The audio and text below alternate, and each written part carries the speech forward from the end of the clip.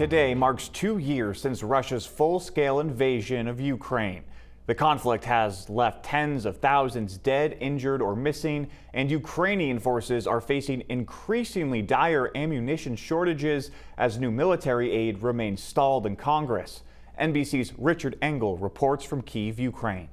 This is, of course, the 2-year anniversary of Russia's invasion of Ukraine, when Russian forces tried to take this city, the capital, Kyiv, but were ultimately unsuccessful.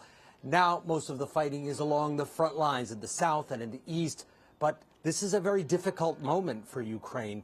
The supplies of Western ammunition are running low, U.S. support is looking shaky, and Russia is appearing confident, taking its first significant territory in nearly a year out in the Far East.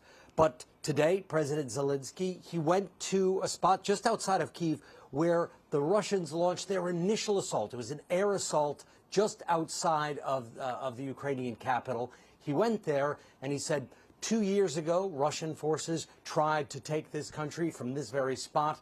But this time, he was accompanied by the leaders of Italy, Canada, the European Union, and he said instead of being under attack in that spot, now they are surrounded by friends. So Ukraine is trying to put an optimistic spin on this day. And I can say, despite all of the losses, despite all of the destruction in this country, Ukrainians are exhausted, but they are certainly not defeated. They are certainly not demoralized. They know why they are fighting. They know the costs of losing this war. Vladimir Putin says, and continues to say, that Ukraine is not a country, it is a long-lost part of Russia, and that he's on a historic mission to reunite it under Russia's control, under his control. And so far, that has not been successful.